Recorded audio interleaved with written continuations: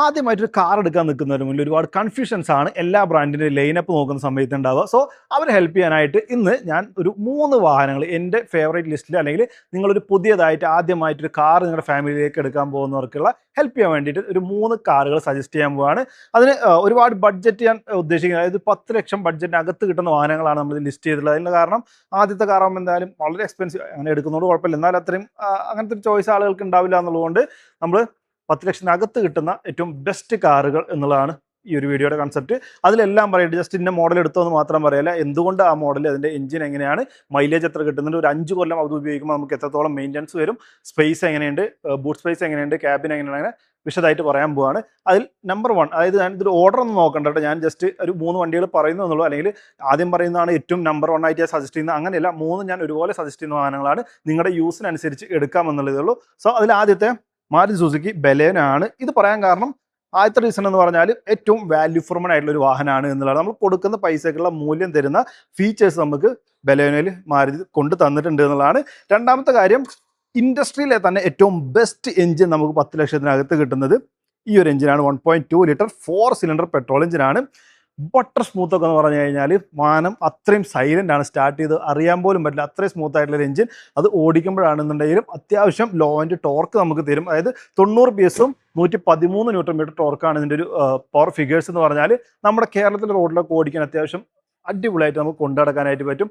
ഒരു lag feel ചെയ്യുക, അല്ലെങ്കിൽ നമുക്ക് ചവിട്ടി കിട്ടാത്ത പോലെ ഓവർടേക്ക് ചെയ്യുന്ന സമയത്ത് അങ്ങനെ ഒന്നുമില്ല, നമുക്ക് അടിപൊളിയായിട്ട് ഓടിക്കുന്നവൻ ഹാപ്പി ആയിരിക്കുന്ന ഒരു എഞ്ചിനാണ് എന്നുള്ളതാണ്. സോ ഇത് പറയുമ്പോൾ എല്ലാവരും പറയും സ്വിഫ്റ്റ് കൂടി നോക്കിക്കൂടെ എന്ന് ചിന്തിക്കുന്നവരുണ്ടാവും. സ്വിഫ്റ്റ് നോക്കാം, കുഴപ്പമൊന്നുമില്ല, പക്ഷേ അതിൽ 3 സിലിണ്ടർ എഞ്ചിനാണ്. അതിലൊരു Z12 എന്ന് പറഞ്ഞൊരു സീരീസാണ് വരുന്നത്. ഇത് പക്ഷേ നമുക്കൊരു K12 സീരീസിൽപ്പെട്ട എഞ്ചിനാണ്, ടോപ്പ് ക്ലാസ് എഞ്ചിൻ. ഇത് തന്നെയാണ് ഫ്രോങ്സിലും വരുന്നത്. ഫ്രോങ്സ് പക്ഷേ പേഴ്സണലി എൻ്റെ അഭിപ്രായത്തിൽ നല്ല വണ്ടി തന്നെയാണ്. സെയിം, നമുക്ക് ഒരുപാട് വ്യത്യാസം പറയാം, ലുക്കിലുള്ള വ്യത്യാസമാണ് രണ്ട് വാഹനം തമ്മിലുള്ളത്.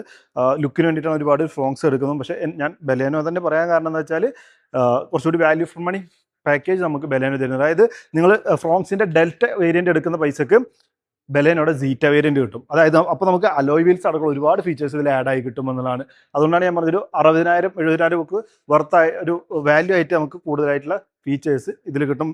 സീറ്റ് നോക്കുകയാണെങ്കിൽ 9 ലക്ഷം രൂപ ആ ഒരു വേരിയൻ്റ് ആണ് ഞാൻ ഇതിൽ സജസ്റ്റ് ചെയ്യുന്നത്. ഓൺ റോഡ് 9 ലക്ഷം രൂപക്ക് നിങ്ങൾക്ക് ബലേനോയുടെ സീറ്റ വേരിയൻ്റ് കിട്ടുമെന്നുള്ളതാണ്. അതെടുത്തു കഴിഞ്ഞാൽ 1 രൂപ പോലും നിങ്ങൾ എക്സ്ട്രാ പൈസ മുടക്കേണ്ട, അങ്ങനെ ഷോറൂമിൽ നിന്ന് ഇറക്കിയ പോലെ കൊണ്ടു നടക്കാം. ആക്സറി ഒന്നും ഫിറ്റ് ചെയ്യേണ്ട കാര്യമില്ല, എല്ലാം നമുക്ക് ആ ഒരു ഫീച്ചേഴ്സ് ഇൻക്ലൂഡഡ് ആയിട്ടാണ് വരുന്നത്. ഇനി മറ്റൊരു റീസൺ സ്പേഷ്യസ് ആയിട്ടുള്ളൊരു ക്യാബിനാണ്. അതായത് നമുക്കൊരു 5 പേരുള്ള ഫാമിലി ആണെങ്കിലും വളരെ കംഫർട്ടബിൾ ആയിട്ട് പോകാൻ പറ്റുന്ന ഒരു ഹാച്ച് ബാക്ക് നോക്കുകയാണെങ്കിൽ അതും ഈ ഒരു ബലേനോ തന്നെയാണ് പറയാനുള്ളത്.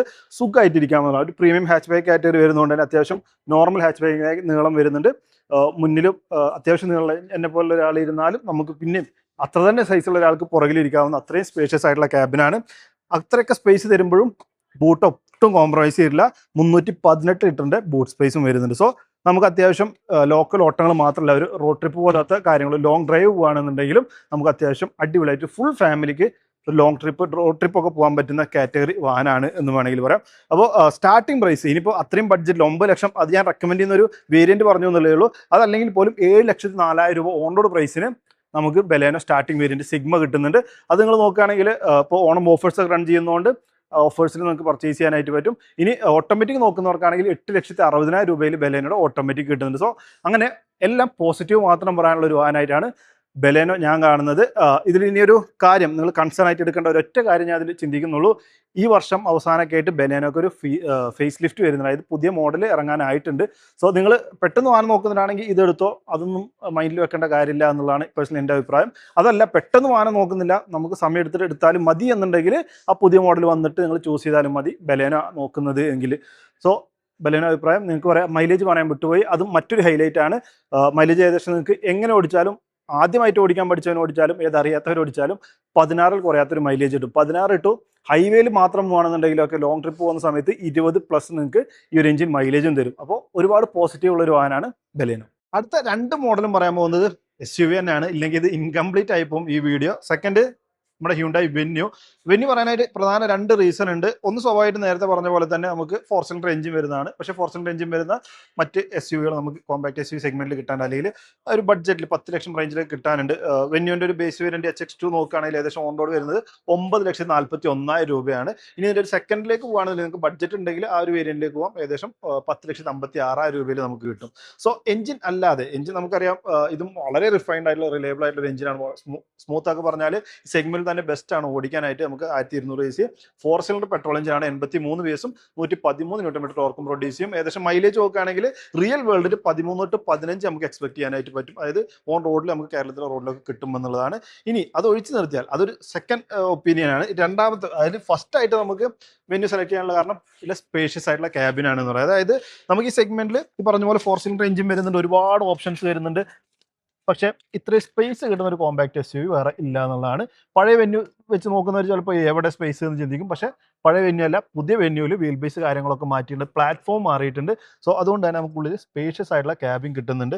ഫാമിലി യൂസിന് പെർഫെക്റ്റ് ആണെന്ന് പറയാം. ലോങ് ഡ്രൈവ്സ് ഒക്കെ പോകുന്നുണ്ടെങ്കിൽ നമുക്ക്, അതായത് ഓവറോൾ ഒരു ഫാമിലി യൂസ്, നമുക്ക് വീക്കെൻഡിലോ അല്ലെങ്കിൽ അത്യാവശ്യം ഒരു വർഷത്തിൽ 2-3 റോഡ് ട്രിപ്പ് അങ്ങനെയൊക്കെ ഉണ്ടെന്നുണ്ടെങ്കിൽ ബെസ്റ്റ് ആണ്. നമുക്ക് കംഫർട്ടബിൾ ആയിട്ട് ഇരുന്ന് യാത്ര ചെയ്യാനായിട്ട് പറ്റും ഒരു ഫാമിലിക്ക് മുഴുവൻ.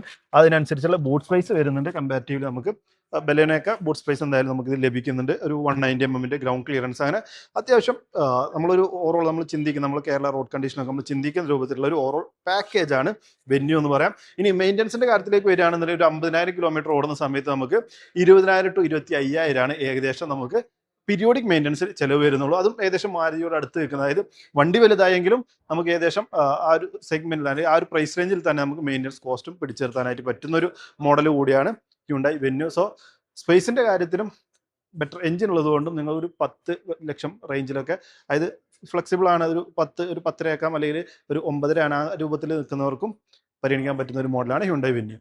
മൂന്നാമത്തെ മോഡൽ കുറച്ചുകൂടി പെർഫോമൻസ് ഇഷ്ടപ്പെടുന്നവർക്ക് വേണ്ടിയിട്ടുള്ളതാണ്. ഞാൻ ഈ പറഞ്ഞ 3 ലിസ്റ്റിലും ഏറ്റവും പവർഫുൾ ആയിട്ടുള്ള എഞ്ചിൻ വരുന്നത് ഈ ഒരു മോഡലാണ്, സ്കോഡ കൈലാക്ക്. അപ്പോൾ 115 PS ആണ് ഇതിന്റെ എഞ്ചിൻ പ്രൊഡ്യൂസ് ചെയ്യുന്ന ഒരു പവർ എന്ന് പറഞ്ഞാൽ.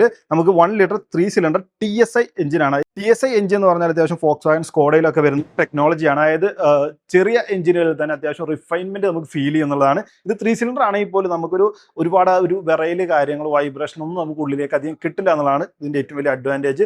സോ അത്യാവശ്യം എന്താ പറയുക, വേൾഡ് ഫേമസ് ആയിട്ടുള്ള ടെക്നോളജി കാര്യങ്ങളൊക്കെയാണ് വരുന്നത്. എഞ്ചിൻ ആ രൂപത്തിലാണ്. ഇനി ബഡ്ജറ്റ് റേഞ്ചിൽ നോക്കുകയാണെന്നുണ്ടെങ്കിൽ കൈലാക്ക് പറയാനൊരു കാരണം, ഞാനിപ്പോൾ ഈ വീഡിയോയിൽ പറഞ്ഞ 3 കാറുകളും ആ ഓർഡറിൽ നിങ്ങൾ എടുക്കണുണ്ട്. ഞാൻ ആദ്യം എൻ്റെ ഏറ്റവും ഫസ്റ്റ് ചോയ്സ് ബലേനാണ്, സെക്കൻഡ് ചോയ്സ് വെന്യൂ ആണ്. അങ്ങനെയല്ല, 3 വാഹനം പറഞ്ഞുള്ള ഓർഡർ നിങ്ങൾ എടുക്കേണ്ട. ചിലപ്പോൾ ഈ 3 എന്നോട് പേഴ്സണലി നീ ഏതാണ് എടുക്കുക എന്ന് വെച്ചാൽ ഞാൻ ചൂസ് ചെയ്യുന്ന കൈലാക്ക് ആയിരിക്കും എന്നുള്ളതാണ്.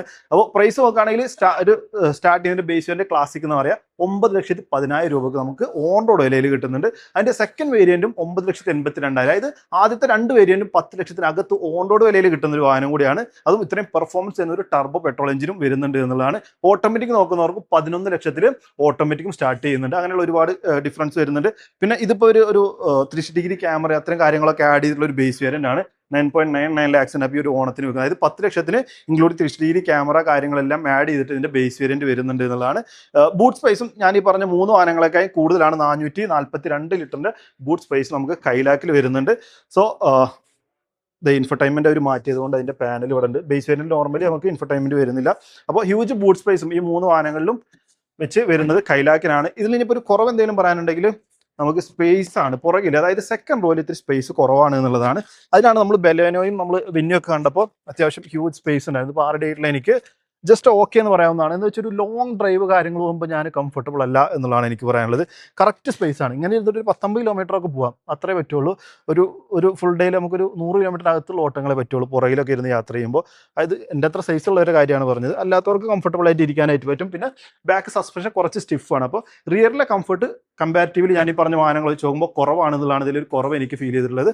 ബാക്കി എല്ലാം കൊണ്ടും എടുക്കാൻ പറ്റുകയാണ്. അപ്പോൾ ഞാൻ നേരത്തെ പറയുകയും ചെയ്തു ഞാനാണെങ്കിൽ ഇത് എടുക്കുക. കാരണം എൻ്റെ യൂസ് എന്ന് പറഞ്ഞാൽ 99.9% സിംഗിൾ ഡ്രൈവ് ആണ് എന്നുള്ളതുകൊണ്ട് എനിക്ക് ഫ്രണ്ട് 2 റോയാണ് യൂസ് ചെയ്യേണ്ടുള്ളൂ. ഫാമിലി യൂസിനൊക്കെ വളരെ ലേറ്റ് ആയിട്ട് ഞാൻ എൻ്റെ കാർ യൂസ് ചെയ്യാറുള്ളത് എന്നുള്ളത് കൊണ്ട് എൻ്റെ അത്ര യൂസുകൾക്ക്. അപ്പോൾ നിങ്ങളുടെ ഉപയോഗം നോക്കിയിട്ട് എടുക്കുക എന്നുള്ളതാണ്. ഏകദേശം മൈലേജ് നോക്കുകയാണെങ്കിൽ നമുക്കൊരു 12 to 14 ആവറേജ് മൈലേജ് നമ്മുടെ സ്കോഡ കൈലാക്കുന്ന പ്രതീക്ഷിക്കാം. ഓൺ റോഡ് നമ്മൾ ക്ലെയിം ചെയ്തൊക്കെ അതിന് മുകളിലാണ് വരുന്നത്. അതുപോലെ തന്നെ ഒരു നമ്മുടെ മെയിൻ്റനൻസ് നോക്കുകയാണെന്നുണ്ടെങ്കിൽ ഏകദേശം 50,000 കിലോമീറ്റർ ഓടാൻ വേണ്ടിയിട്ട് ഏകദേശം 25,000 to 30,000 രൂപ വരെ നമുക്ക് കോസ്റ്റ് വരുന്ന രൂപത്തിലാണ് നമുക്ക് അത് നമ്മുടെ സ്കോഡ, അതായത് ഇന്ത്യയിലെ ഏക മാനുഫാക്ചറാണ്. അവരുടെ സൈറ്റിൽ നോക്കിക്കഴിഞ്ഞാൽ നമുക്ക് ഓരോ മെയിൻ്റനൻസിനും 15,000 കിലോമീറ്റർ 30,000 കിലോമീറ്റർ നമ്മളതിൽ അടിച്ചു കൊടുത്താൽ അതിന് എന്തൊക്കെ പാർട്സ് ചേഞ്ച് ചെയ്യും, അതിന് എത്ര രൂപ കോസ്റ്റും വരുന്നത് നമുക്ക് ആ വെബ്സൈറ്റിൽ കാണാനായിട്ട് പറ്റും. അതും സ്കോഡയുടെ കൈലാക്കിന് മാത്രമല്ല എല്ലാ മോഡൽസും നിങ്ങൾ എടുത്തു നോക്കിയാൽ നിങ്ങൾക്ക് അങ്ങനെ കാണാനായിട്ട് വരും. ഇപ്പോൾ ഏകദേശം നോക്കുകയാണെങ്കിൽ ഒരു 30,000 വരെയാണ് നമുക്കൊരു 50,000 കിലോമീറ്റർ ഓടാനായിട്ട് മെയിൻ്റനൻസ് നമ്മുടെ പീരിയോഡിക് മെയിൻ്റനൻസിന് വേണ്ടി വരുന്നത്. കമ്പാരിറ്റീവ്ലി ഈ നേരത്തെ പറഞ്ഞ 2 മോഡലിനേക്കാളും കൂടുതൽ 5,000 to 8,000 രൂപ കൂടുതൽ വരുമെന്നുള്ളതാണ് ആ രൂപത്തിൽ മനസ്സിലാക്കേണ്ടത്. സോ ഈ ഒരു 3 വാഹനങ്ങളാണ്. ഇതിൻ്റെ വേരിയൻറ്റ് ഞാൻ സ്റ്റാർട്ടിംഗ് പ്രൈസ് ഒക്കെ പറഞ്ഞു എന്നുള്ളതേ ഉള്ളൂ. ഫസ്റ്റ് കാറായിട്ട് എടുക്കുന്നവർ ഏറ്റവും റേറ്റ് കുറഞ്ഞ വണ്ടി എടുക്കണമെന്നോ അല്ലെങ്കിൽ കൂടിയ വണ്ടി എടുക്കണമെന്നില്ല. ഫസ്റ്റ് കാറുള്ളവർക്ക് അവർ ഉപയോഗത്തിനനുസരിച്ച് എടുക്കാം. എല്ലാ വാഹനങ്ങൾക്കും, അതായത് എല്ലാ കമ്പനികൾക്കും അവരുടേതായിട്ടുള്ള പ്ലസ് ആൻഡ് മൈനസ് ഉണ്ട്. എല്ലാ കമ്പനികൾക്കും ഉണ്ട്. മാറ്റി നോക്കുകയാണെങ്കിൽ നമ്മൾ പറയാറില്ലേ സേഫ്റ്റിയുടെ കാര്യം, പക്ഷേ മൈലേജ് കൂടുതലായിരിക്കും. അങ്ങനെ എല്ലാ ബ്രാൻഡുകൾക്കും അതിനനുസരിച്ചുള്ള കൂടുതലും കുറവുകളും ഒക്കെ ഉണ്ട്. അപ്പോൾ നമ്മുടെ യൂസിന് ഏതാണ് ഏറ്റവും അടുത്ത് നിൽക്കുന്ന ഒരു വാഹനം എന്നുള്ളത് നോക്കിയിട്ട് എടുക്കുക എന്നുള്ളതാണ്. അങ്ങനെ നോക്കുമ്പോൾ ഓവറോൾ നമുക്ക് മാർക്ക് കൊടുക്കാൻ പറ്റിയ 3 വാഹനങ്ങളാണ് എൻ്റെ എക്സ്പീരിയൻസ് ഞാൻ മെൻഷൻ ചെയ്തിട്ടുള്ളത്. ഇത് എല്ലാവർക്കും അക്സെപ്റ്റ് ചെയ്യാൻ പറ്റണമെന്നില്ല. സോ നിങ്ങളുടെ എക്സ്പീരിയൻസ് നിങ്ങൾക്ക് ഏതാണ് ഒരു ഫസ്റ്റ് കാറായിട്ട് ഒരാൾ എടുക്കാൻ നിൽക്കുമ്പോൾ നിങ്ങൾ സജസ്റ്റ് ചെയ്യാന്നുള്ളതൊന്ന് കമൻറ്റ് ചെയ്ത് അറിയിക്കുക. ഈ 3 ബ്രാൻഡിൻ്റെയും ഷോറൂമത്തെ നമ്പറിൻ്റെ ഡിസ്ക്രിപ്ഷനിൽ കൊടുത്ത് നിങ്ങൾക്ക് ഈ വാഹനങ്ങളെ കുറിച്ച് എന്തെങ്കിലും ഡീറ്റെയിൽ ആയിട്ട് അറിയണമെന്നുണ്ടെങ്കിൽ ആ നമ്പറിൽ ഒന്ന് കോൺടാക്ട് ചെയ്താൽ മതി. വീഡിയോ ഇഷ്ടപ്പെടുന്നതായിരിക്കും. വീഡിയോ ഇഷ്ടപ്പെട്ടാൽ ലൈക്ക് ചെയ്യണം, ഷെയർ ചെയ്യണം, ചാനൽ മറക്കാതെ സബ്സ്ക്രൈബ് ചെയ്യാൻ, സപ്പോർട്ട് ചെയ്യാൻ. വീഡിയോ കാണുന്നതിന് ഒരുപാട് നേരത്തെ വീഡിയോയിൽ കാണാം. Bye bye.